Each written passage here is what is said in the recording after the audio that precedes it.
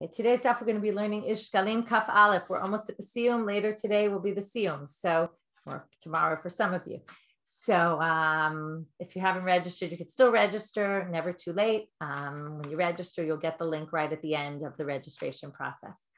I'm looking forward to seeing you all there. Today's stuff is sponsored by Julie Mendelson in honor of her father, Yaakov Yosef ben Sipora Belo. With gratitude to Hashem and the doctor who asked if he could pray with you beforehand, and thanks to my fellow DAF learners for their tefillah.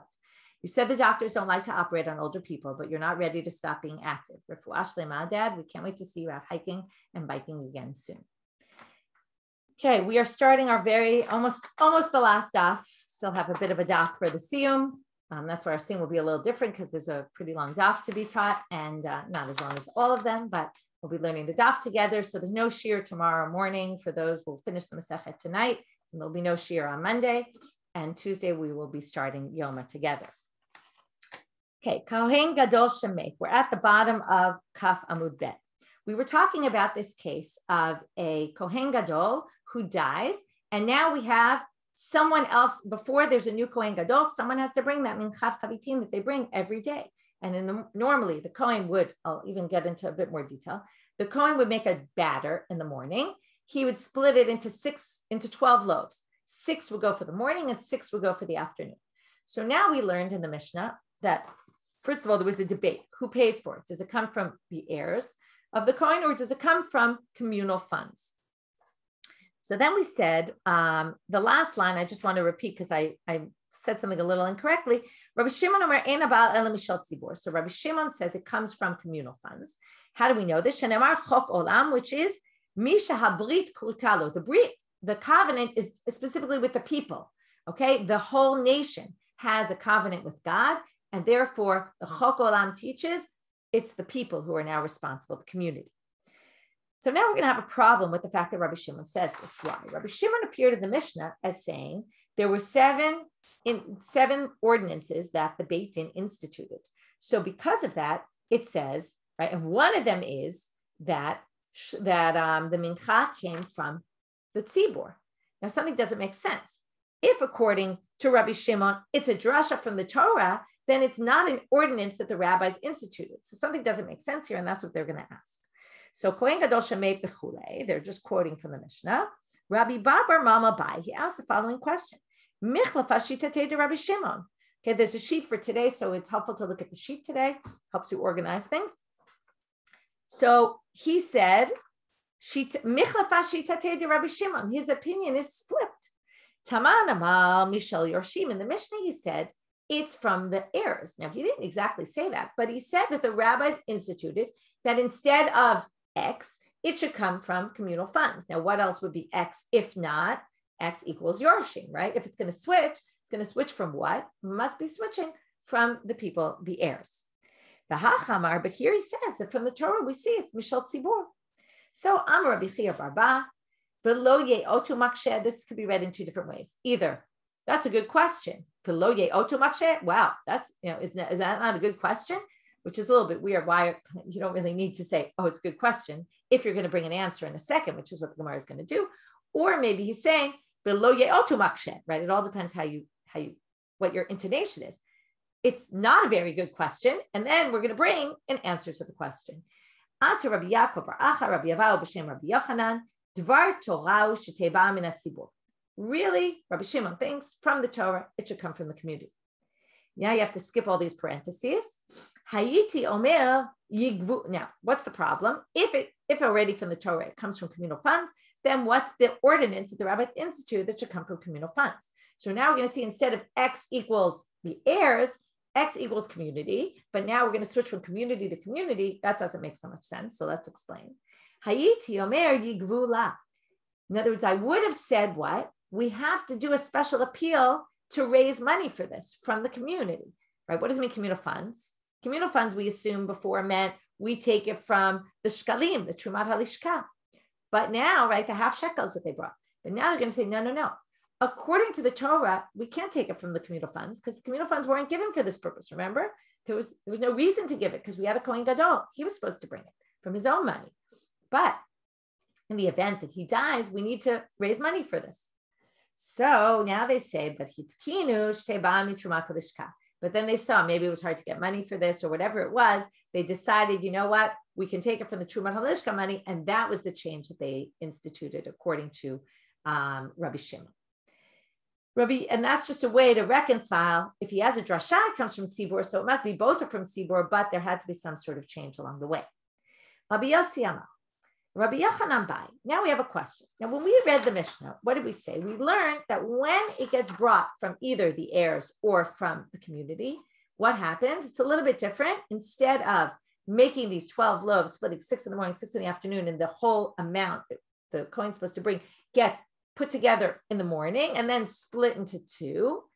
When we explained it, that's the way it's done when the Kohen Gadol does it. But when someone else does it in his place, if he's dead, then what do? It's all done shleima haita. That was also at the very end of yesterday's daf. It's done whole. Now, we understood it's done whole as it's done only once a day. And you bring the entire portion. It's the same portion he normally brings, but you do it once a day, more likely in the morning. But now the Gemara is going to ask, or Rabbi Yochanan is going to ask, and it's Rabbi Yossi said that Rabbi Yochanan asked the following question. Mau, how is it done? Shlema. Shlema b'shacharit u'shlema ben harabayim. Maybe you have to bring, just like the Kohen Gadol always brought 1 in the morning, 1 in the afternoon. It's just we had this drasha from the Torah that taught us, otah, it has to be brought whole. So maybe you bring it whole in the morning and whole in the afternoon. You bring a double portion. And then there's a debate about how you bring the double. I said that we split it up into 12 loaves. Some people say you split it up, there's 24 loaves, right? 12 are brought in the morning, 12 are brought in the afternoon. Some people say it's just 6 in the morning, 6 in the afternoon, double-sized loaves. Okay, when I say loaves, we don't mean bread. Remember, they're matzah-like mincha offerings. So now, is it shlema b'shacharit u'shlema ben harabayim, or shlema b'shacharit u'b'tela ben harabayim, or do you just do it in the morning and you don't do it in the afternoon? Kate pshitale. What is, if you're going to say, the way the most of the Farshim explain is, this whole next section is very confusing. There's different versions of how to read this. There's different explanations of what they mean. There's a lot of problems here. I'm going to read according to the nusach that appears in our text. The Gra has a totally different version, and it means it's read very differently. I'm not going to get into it all, but just know that there's 2 ways to read this, and I'll point out the difficulties with the way I'm reading it. Okay, so now, and obviously when you have a text like this, it's complicated. Everybody's Perush commentary has some difficulty in it. So, Kate Pshitale, if you're going to say that you actually bring a whole one in the morning and a whole one in the afternoon, and why is that? Even though it's in parentheses, I'll still read it. Dichtiv minchat tamid, because it says the mincha is always. Now, always reminds us of what? The korban tamid, which was brought in the morning and the afternoon. So it must be that you brought this also in the morning and also in the afternoon. But now, if that's the case, now what's the main part of the mincha? The mincha is made up of 3 substances. It's got, or actually there's more, there's also salt, but the salt isn't measured. But 3 substances that are measured. There's flour, and that's the main part of it. It's mainly flour. Without flour, it's nothing. Shemen, oil, and livona. They would put frankincense and offer the frankincense with it. Okay, so now, if we're going to double the amount of flour, the question is, shlosha login mahim, these 3 log of oil that go with this asirita, right, the asirita ephah, the 10th of an ephah. So these 3 log of shemen, shlosha, if you're going to double the measurement of the flour, are you also going to double the measurement of the oil? Are you going to say shlosha login shacharit or shlosha login ben arbaim? Or are you going to say, no, we're doubling the flour, but the oil is going to stay the same, which means the ratio is obviously totally off. Because you would think, especially if you're thinking of a recipe, right? Imagine if you double the flour and you leave half the amount of oil, or sorry, you'll end up with half the amount of oil you really need. It might come out very different. But that's the question. Since the oil is secondary, maybe you don't have to double the oil.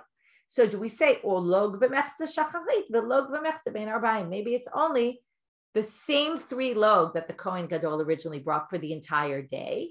That remains the same. That doesn't change. That's this question. To which, Amar Rabbi Chizkiah, uf hadat tzrichale.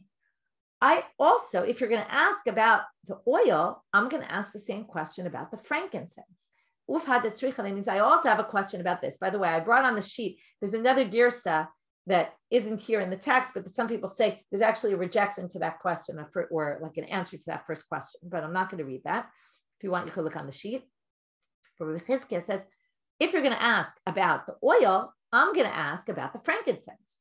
Shnei kmatzim mahem. Shnei kmatzim, you normally would bring 2 kmatzim of livona, one for the morning, one for the afternoon. Remember the knitza is, right? You put your 3 middle fingers and kind of grab whatever you can grab. That's a kometz of livona.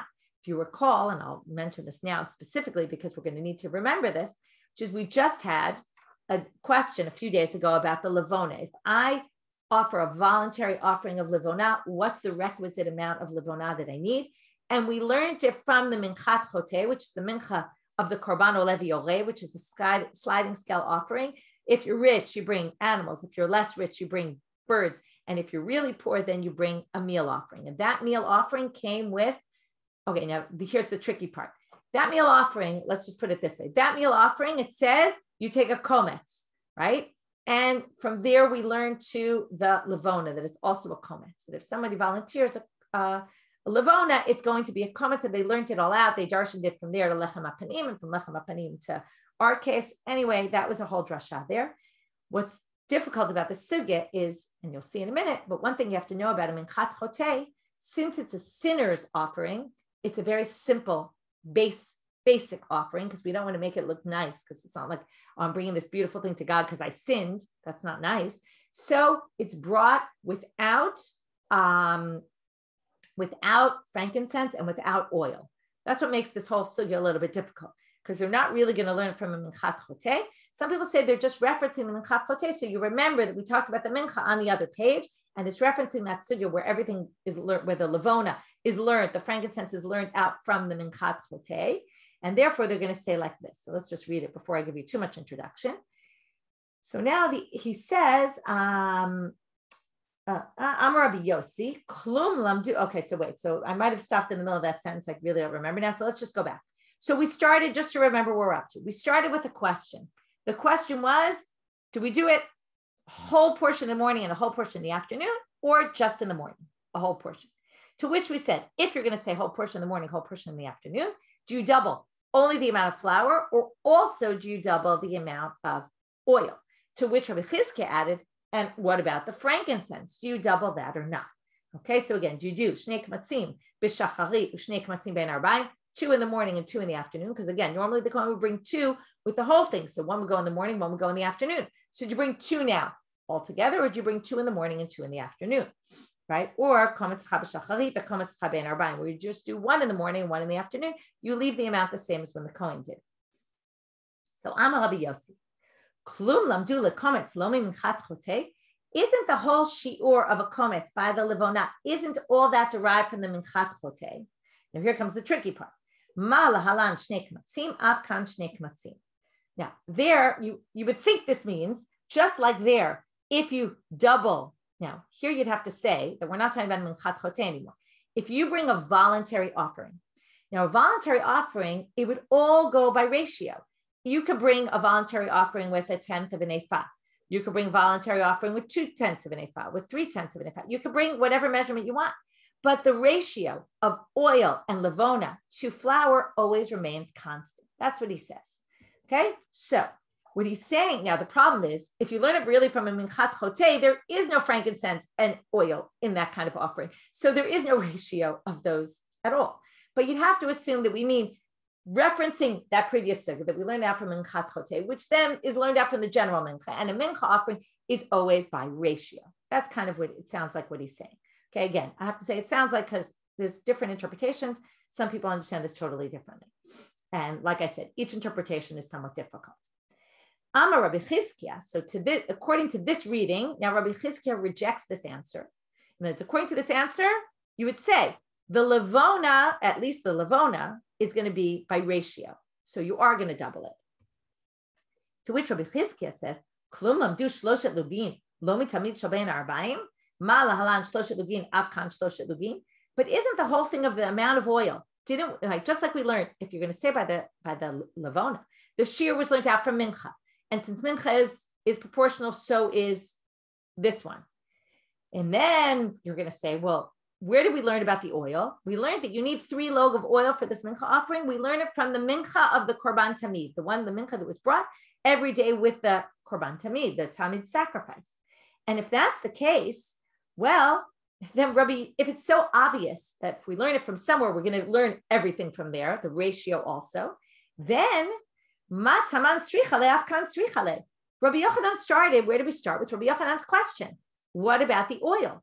So he's basically saying Rabbi Yochanan, it would be obvious to Rabbi Yochanan if that were the case, in which case you can't say we're going to learn that just like by a regular mincha, there's a ratio. This one is going to have the same ratio. And you can't learn it about the oil either, and therefore he rejects the answer. We're left without an answer. According to the Graz reading, actually, this is an answer, and it's a whole different reading. But like I said, I don't want to get you too off the daf and too. I mean, it's actually on the daf, but I don't want to get too complicated. So we'll go with one interpretation. Okay. So basically, according to our reading, there's really no answer. We don't know if you double the oil and you double the frankincense. Not clear.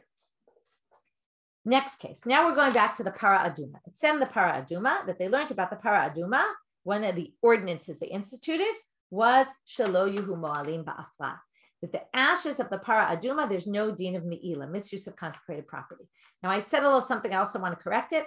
The para aduma I said was different than a regular sacrifice. That's the case, right? It's different because the regular sacrifices have kedushat mizbeach, and this doesn't go on the altar, so it's different. Normally with kedushat mizbeach, once you offer it, sometimes the me'ila is no longer, the me'ila is only on the certain parts that get burnt. Some of it, let's say a shlamim, can get eaten. And then there's no me'ila on the portions that can get eaten. But some of them, or parts get eaten by the kohanim, and then they don't have me'ila anymore. The paraduma is different because the whole thing gets burnt, in which case the paraduma, it's all hektish and it doesn't lose its status. And even the ashes, theoretically, shouldn't lose their status. They should have a law of me'ila, because usually you would say once a mitzvah is done, there's no me'ila. Okay. Now, when is the mitzvah done of the paraduma? Not when you burn it and you get ashes, because you use the ashes to make the mechatat, and then you use the mechatat, which has the ashes mixed in, to purify people. So the mitzvah isn't done yet. So theoretically, you should have a law of me'ila. So why is there no law of me'ila? So we're going to have to see. And again, we're going to have the same problem we have with the others, which is we're going to learn that from the Torah it doesn't have me'ila, which is going to then say, well, why did the rabbis make an ordinance that doesn't have me'ila? Again, we're going to have that same kind of problem. So Rabbi Shmuel bar Nachman Bar Nachman b'shem Rabbi Yonatan says, B'dinu sheyima aluba. Really, it should have me'ila. Again, what's me'ila? Misuse of consecrated property. That means it's something sanctified. It's a problem if you use it. Whether it's kedushat mizbeach or not kedushat mizbeach, it's a problem. It's sanctified. Anything I sanctify the temple until I redeem it. Okay, there's a whole bunch of other differences, like kodshe mizbeach, you can redeem. I'm sorry, you can't redeem. Something that's supposed to go on the altar, you can't redeem. That's the whole law of tmura, substitution, that both are going to be sanctified. Whereas if it's just regular hekdesh, like this would be, theoretically, you could substitute something in its place, but that's not so relevant for our issue. It's just a difference between them. So now he says, but so the first explanation is, really, it should have a law of me'ila, and the rabbi said there is no din of me'ila. Okay, if you use it for your own purposes to get benefit, you're not going to have to bring what we call an asham me'ilot, a guilt offering, and pay the value plus a chomesh. But then they say, wait, v'hatani, but it says in a braita, chatat. It says actually chatat hi. This is a chatat. Okay, now chatat also usually means like sanctified. So that's how they're going to understand it here. Milamed shemoalim ba moalim ve'em moalim be'efah. We're going to say that means the para aduma itself is, but not the ashes. So there you have, from the Torah already. It's a drash on the Torah. It's not an ordinance the rabbis instituted that doesn't have me'ila. So now they're going to have to explain again that there was some process here. Amar Rabbi Yata, barishona hayu mishtakshikim ba, v'notnin ota al gabei makotehen. What happened? In the beginning, people said, oh, there's no me'ila by this efer, so let's use it to heal our wounds. Apparently people used ashes as a, like a salve to put on their wounds. And they said, well, that's really disrespectful to be using the ashes of the para aduma for people to use to heal their wounds. Because so the rabbis instituted that there's going to be a law of me'ila. In other words, again, the Torah law is no me'ila. In between, they saw people were really being disrespectful. So they said, we want to stop this. We're going to tell everyone there's a law of me'ila. if you do this, you're obligated by rabbinic law. What happened? That stopped it, right? Nipped it in the bud, no problem anymore. Once it was no longer a problem and people got the message, there was no longer a need to say there's a law of Me'ilah. So they repealed it. So when it says Hitkinu, they were really returning it to its original state. Right? This is interesting historically, right? You can imagine something like this happening, not historically, but more like human behavior, right? You're used to doing something, you think it's okay, so you do it. Then they forbid it for a while, people get used to it, and then nobody does it anymore. And then the custom doesn't continue anymore because after that, there's not going to be a problem. Okay. I see you're asking, Caroline, about when you bring an asham, when you bring a chatat. An asham is only brought for 5 specific things. One is asham me'ilot, there's asham gzelot, there's asham shepcha charufa. We're going to get into all of them. It's for very specific sins, have guilt offerings. A chatat is brought generally when you do something accidentally that you're supposed to be obligated karet. If you did it on purpose, intentionally, and then you did it though unwittingly, then you would bring a chatat for it. And then there's other cases you bring a chatat also, but asham has these 5 specific cases that you do asham. That's like a very unique thing. That's why we said before the chatat was more common than asham. We said that just in yesterday or 2 days ago. Ala kinim. Now we get back to this kinim. What did we say? There was a gzera that they instituted. That what? Right? There was 2 opinions. Either if hakinim apsulot shiyuba'ol mishal tzibur. If they get messed up, who brings them? The community brings them.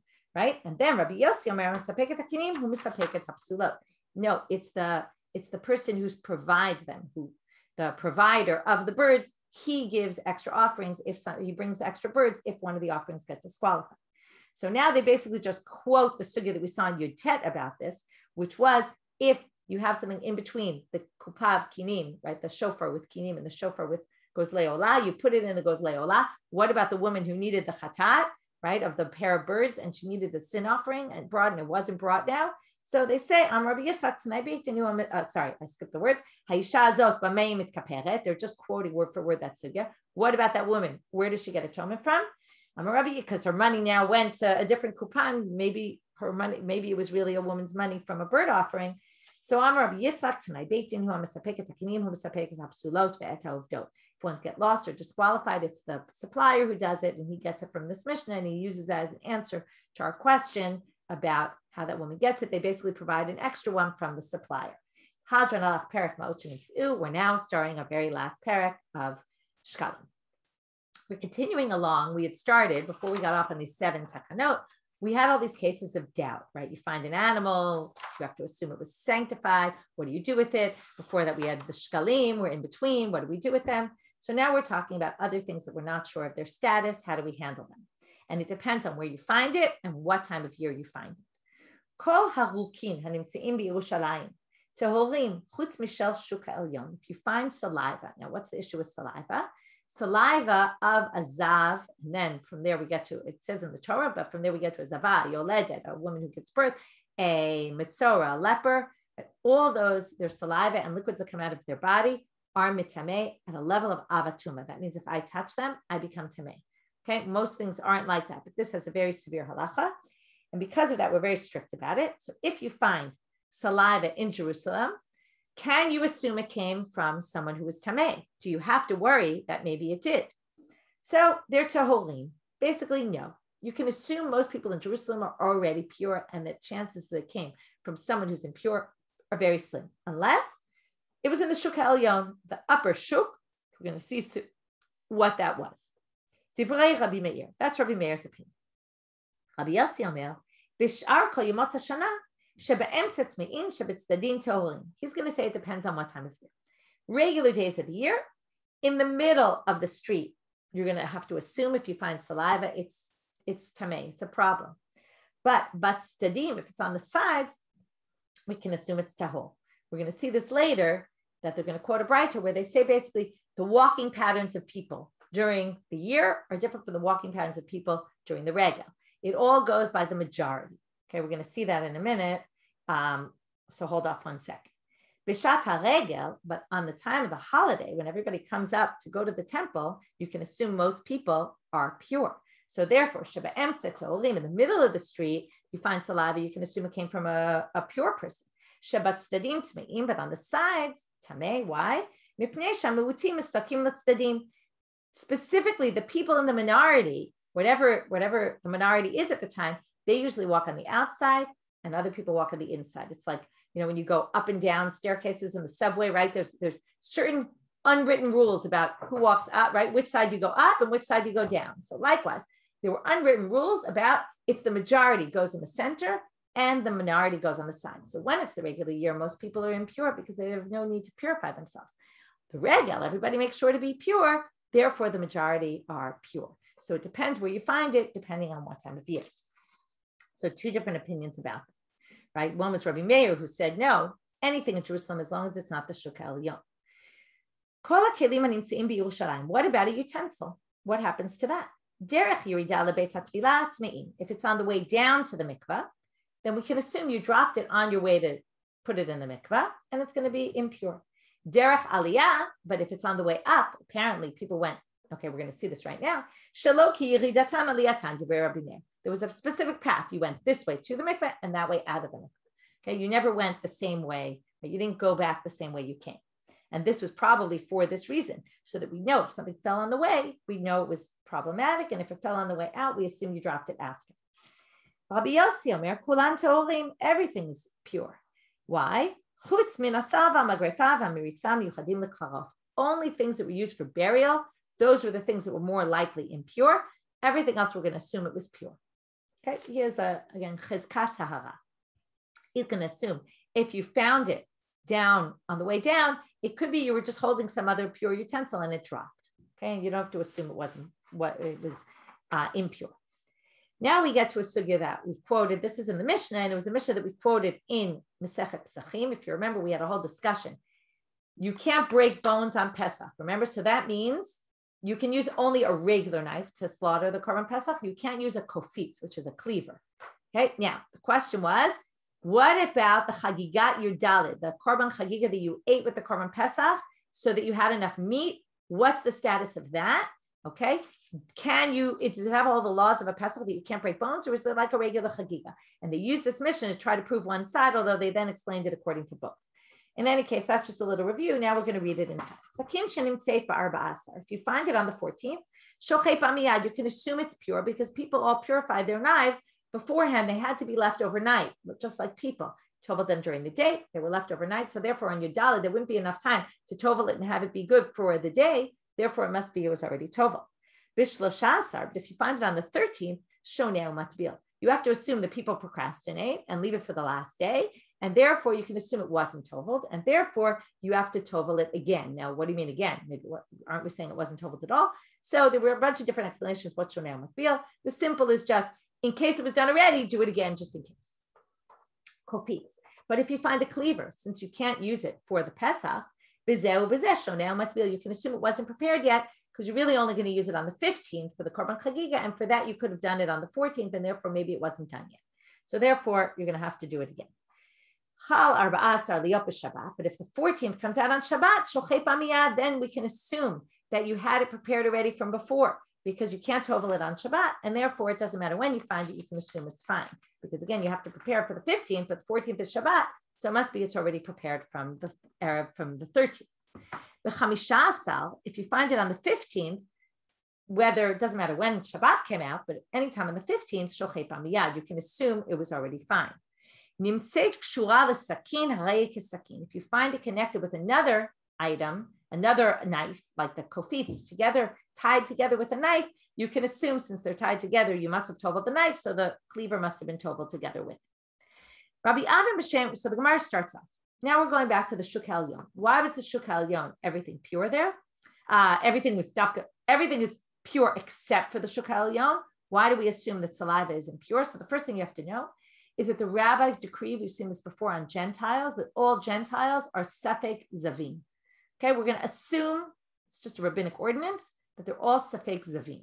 So now, if they're safek zavim, so now we're going to see that there were Gentiles in the Shekalim. Katzran shel nochrim hayasham. There was a katzran of Gentiles in the Shekalim. Okay, I specifically said katzran. I didn't explain what it is because there's different explanations what it is. Some people say it was a laundromat. Okay, the launderers would be there, and they were Gentile launderers. Why is that? Because people in Jerusalem didn't want to be launderers who were Jews, because the clothes had saliva and other things on them that were tameh. And therefore, they didn't want to launder the clothes because it would render them impure. So they had Gentile launderers to take care of their laundry. So that's one option. The second option is to say that it was a fortress of Gentiles that was there. Maybe that's why it's called Elyon, because it was a big fortress. So, there's a difference of opinion about the etymology of this word. Amar Rabbi Chanina. So now we're going to have a story that shows that there were Gentiles there, and they weren't exactly laundering according to this story. Aludot hayu nochlim b'Yerushalayim. They would take these wild donkeys and they would stab them. Okay, they would stab them in Jerusalem in order to get food for the lions of the king. Okay, some people have the version le'arayot. Okay, for the lions. V'hayu olei regalim. You're going to like this line because it's going to remind you of something in Pesachim, but it's a very different thing. The people who came on Aliyah Regel mishtakim b'dam adar kuvotehem, because they were in the Shuk Elyon, the blood would stream down and they'd be up to their knees in blood. Right now, why is this interesting? In Pesach, remember, in the Mikdash, they were up to their knees in blood. So now, but that was the blood of the sacrifice. Here we have the blood of these donkeys that the Gentiles are stabbing. And it's what the problem? It's dam nevela, right? So here we're trying to be super careful and not become impure. And then all of a sudden, we're up to our knees in blood of a dead animal. Now, normally, nevela is metame. And we had a whole question about this. And in fact, we're going to quote the entire sugya word for word about the machloket. Is the blood of a dead animal, is it mitame or not? Does it make you impure or not? Okay, so now, what happened in the story? They came before the rabbis and the rabbis didn't say anything. In other words, they said, oh, ignore the fact that you had this blood of nevela, you're not impure. So now we're going to see the whole sugya that we saw before. And it was this interesting sugya because remember, someone asked a question and the other guy didn't answer him and he got very upset. So let's see. Rabbi Simon b'shem Rabbi Yeshua ben Levi. Maaseh b'pirdat mishal beit Rebbe shemeta. Remember, there was a mule in the house of Rebbe that died. V'tiyaru et ameh mishum nevela. They said the blood isn't going to make you impure from a dead animal. Rabbi Elazar shala Rabbi Simon ad kama. So Rabbi Elazar asked Rabbi Simon, how much blood? Is it any amount of blood, or is it right? Could it be? What if it's more than a revid of blood? Remember, more than a quarter of a log. Is that, remember now? Why a quarter of a log? Because if the blood were to harden, it would be a kazayit, and that's an olive bulk, and that's the general size.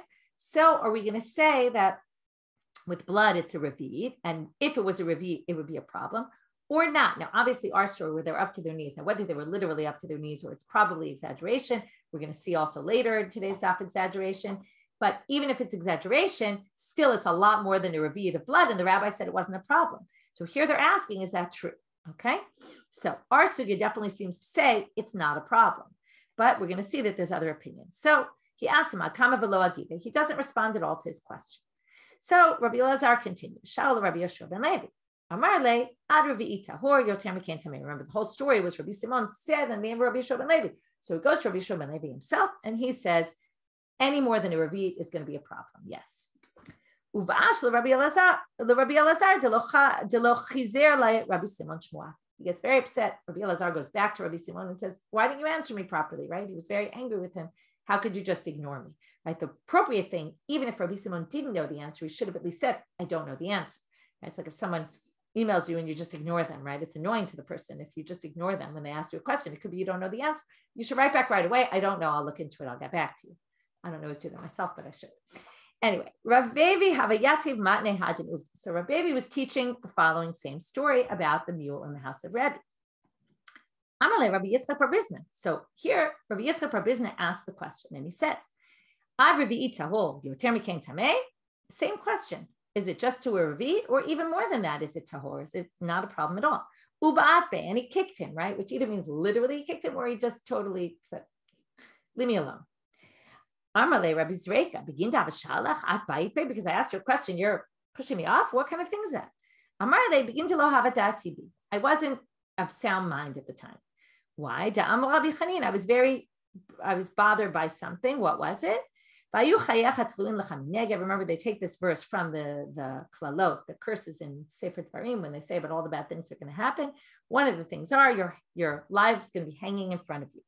What does that mean? That's someone who has his sustenance for the year, but doesn't know what's going to be next year. That's the next stage. This is someone who has his food for the next little while, but doesn't know where his food will come from after that. This is someone who has his food for the day and doesn't know where tomorrow's food is coming from. And I'm in that last category, and that's why I was very worried about my parnasa, and I couldn't help you with your question. Not necessarily an excuse, but he's trying to explain why it happened. My kidon. So what's the law? Is it or is it not tameh, this dam nevela? He'iv Rabbi Yeshua ben Pitora al, this is just good chazara. He'iv Rabbi Yeshua ben Pitora al dam nevela chu tahor. We quote a Mishnah in Eduyot where he says dam nevela is pure. So they say that doesn't prove anything. You could explain, what does it mean pure? Pure doesn't mean it doesn't pass on impurity to other things. Pure could mean ma'u tahor, tahor milach shil, but halatamot mitame.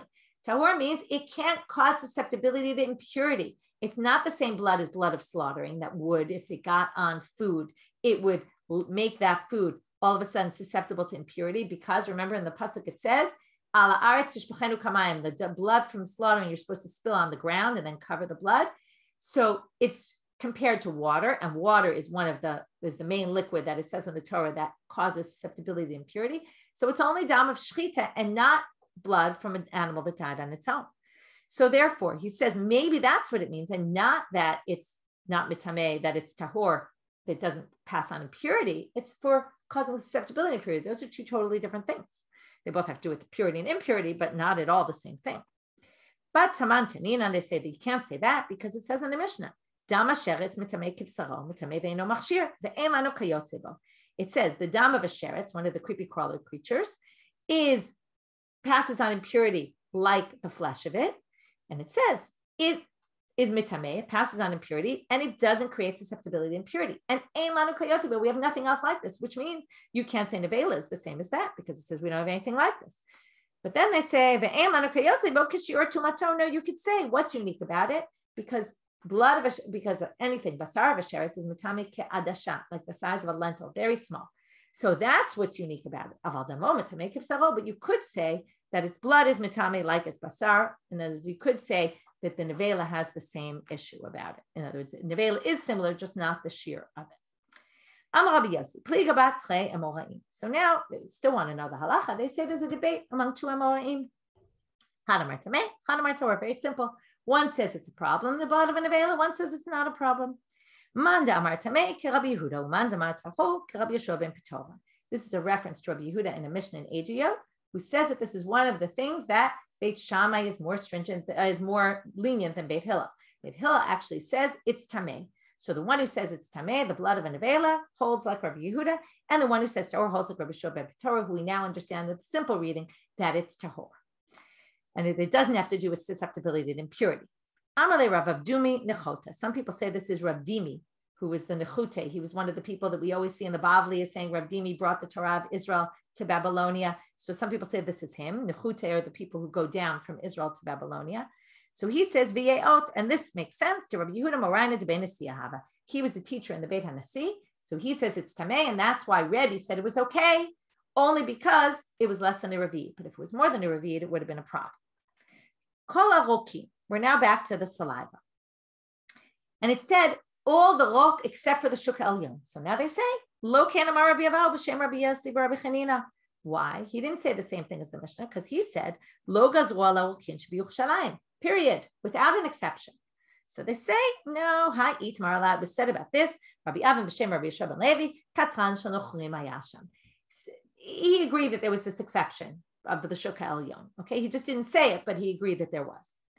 Bishar Yamot Hashana. Now we get this braita that I told you we were going to see, which is during the year, Hatzmeim Halchin Shibolet. Shibolet is like in groups, clusters, right? The Shibolet is the sheaves that get put together in bundles. So during the year, the impure people, this is really the same as the Mishnah, it's just explaining a little better. They walk in the middle, and the pure people walk on the side. Now it should be, you have to switch the nusach, although different people read it different ways. So I'm switching it the opposite of what it says here. The impure people walk regular, and the people on the side who are worried about becoming impure say to them, stay away from us. In the time of the Aliyah Regel, when everyone goes up, they're the ones who walk in the center because they're the majority. The impure from the side. So the impure people walk regular Sorry, it's the opposite. The Tolim walk regular. They don't even pay attention to anyone. And the Tmeim say proshu. The impure people say, listen, stay away from the sides. We know you want to keep pure. The Kala Kelim and We're going to have the exact same thing we saw before, which is any kli other than down on the way to the mikveh is pure. So lo kanamar Rabbi Aval b'shem Rabbi Yochanan, because he says lo gazru ala kelim shebiyushalayim. They say none at all, not even on the way down to the mikveh. So they say no. So he meant in general, but the ones on the way to the mikveh, of course, are proven to be problematic. It's almost as if they're proven, and therefore even Rabbi Aval in the name of Rabbi Yochanan would agree with that. Now we're getting back to what's this miritza. Okay, so we had these three kelim of the grave for the graves. We had the sal, which is a basket, magrefa, which is a rake or like a broom type thing, and then we have this miritza, which they don't know what the miritza is. So Abishal called it a tziporin, a nail. Mandamar tziporin, shudomel tziporin. It's like a pickaxe, which has very pointy head. Mandamar miritza, shemiritza to evan lebedakor. It was some sort of wheelie thing that you would carry the heavy stones. Miritza is like from running, like a runner. So you would help get the stones to the cemetery. Kofitz. Okay, now we have this kofitz. Tane. Hasakin shurala harezek mota. It says if the sakin is tied to the kofitz, then the sakin is like the kofitz. It's the opposite of what we saw in our Mishnah. So the sakin is tied to the kofitz. If the kofitz is a problem, we're assuming the sakin is a problem. This is the exact opposite of what's said in our Mishnah. The kofitz is tied to the sakin. We're going to treat it like the sakin.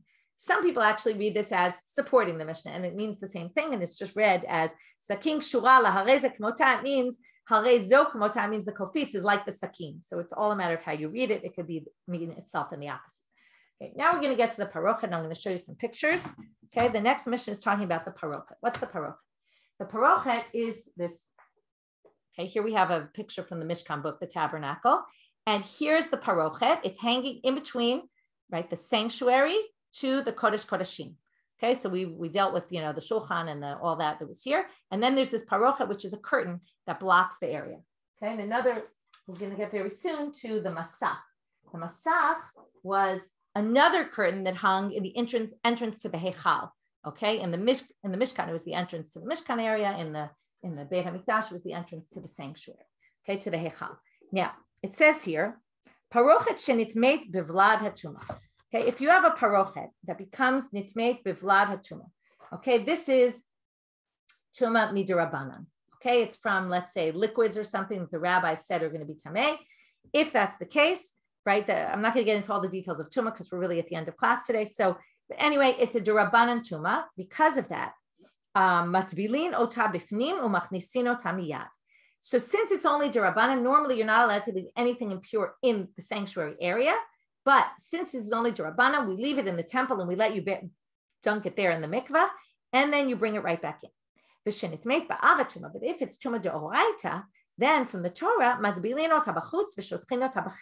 you put it in the mikvah outside, and then you spread it in the chel. The chel is that barrier. Remember we saw the soreg the other day with the pirtzot, right? Inside the soreg, before you get to the azarot, is this area called the chel, which was considered not in the sanctified area anymore. It's right outside the azarot. So you put it in the chel because it's chol there. Because it has to wait, just like we saw with those other kilim. You have to wait till the sunset for it to be okay. This is a great line. If it was new, then you put it out on the roof where everyone could see. Kadesh, or the gag of the itztaba. This is some colonnade. You want everyone to see how beautiful it is. Why? Because you want to encourage them. We're going to see later that and we saw this before, they would replace the parochet twice a year, or they would need 2 a year because they were replaced in the middle of the year. And therefore you wanted to show it to people so that they'd see how beautiful and they'd say, oh, I want to dedicate one of those. It's a good advice about how to get donations. Rabbi Shimon ben Gamliel, Rabbi Shimon ben Askan, parochet ovya tefach. Its thickness was a tefach. It was pretty thick, right? A handbreadth. Al 72 nimim ne'ereget, 72, not threads, strands. Okay, where it was woven from. Al kol nima, every strand was 24 achutim, 24 threads in one string. okay? And those strands would be woven. It was woven from 72 of these strands. Or kar ba'im ama v'rochba esrim, because that was the height and the width of the openings, and this is in the temple, 40 by 20. Umishmonim shtayim ribo haitana aseh. There's many different interpretations. Some people say 820,000, I think dinarim or something, money. That's really a lot, okay?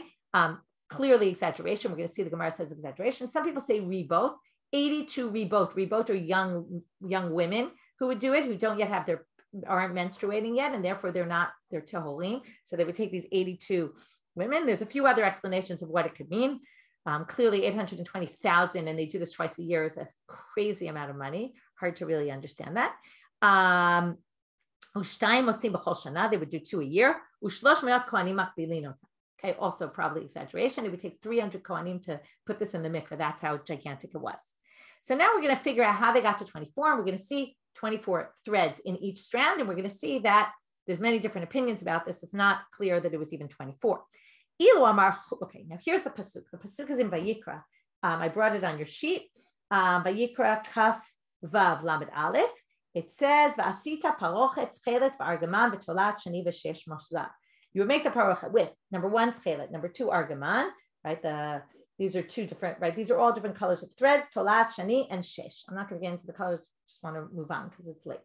Now they were moshzar. They were all intertwined together. So the question is, what do we learn from the fact that it says moshzar, and what doesn't it say here? That's more important. So now they're going to say, ilu amar chut, it would have been 1. Kaful, double chut, it would have been 2. Shazul, intertwined, it would have been 3. Moshzal comes to say it's double shazul, and that comes to 2 times 3 is 6. So you get to 6, and arba'a mikan, and they were each one was 6 strands, and there were 4 different threads, 4 different types, chela, argaman, tolat, shani, and shesh. So you get to esrim ba'har, esrim ba'arba, 24. Tanish lushim shtayim, 1 says 32. Why? Ilu amar chut, you get to 1. Kaful, you get to shnayim. Shazul is double kaful, you get to 4. Moshzar is double that, you get to 8. Arba'a mikan, hatlatin v'tartin. So now you have 8 of each, times 4, 32.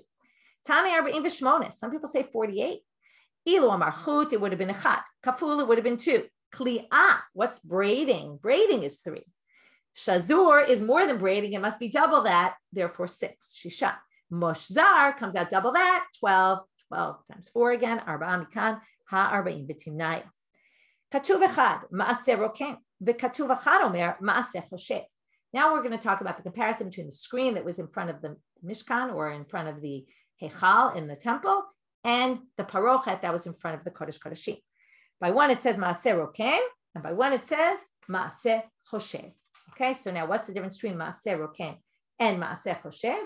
So ma'aseh rokem, just 1 second, the ma'aseh rokem is the parochet in the Mishkan, right? That was between the Kodesh and the Kodesh Kodeshim, and ma'aseh choshev was the other one, the screen. So ma'aseh rokem, partzuf echad, ma'aseh choshev, shnei partzufim. They were done with kruvim, okay, cherubs. So was it partzuf echad or 2 partzufot? Was it 2 different ones, or was it on one side or on both sides? Rabbi Yehuda v'Rabbi Nechemia. Chad amar ma'aseh rokem ari mikan v'ari mikan, ma'aseh choshev ari mikan v'chalak mikan. It had on one side, on the other side, or only on one side. The Charan amar, the other opinion said ma'aseh rokem ari mikan v'chalak mikan, ma'aseh choshev ari mikan v'nesher mikan. Okay, was it the cherubs were more lion looking or more like birds? Okay, and if you look at this picture, you can see the way they have it. They have these 2. I just want to show you the 2 here. If you look carefully, these look more like lions with the tail there, and these look more like eagles. Okay, and that's what they're trying to do. Okay, last line. Rabbi Yitzchak bar Bizna b'shem Shmuel Guzma. He says this is a total exaggeration. Taman tanina pa'amim ayinu aleh k'shlosh me'ot kol. Rabbi Yossi bar Rabbi Bun b'shem Shmuel Guzma. So now there's this debate about whether this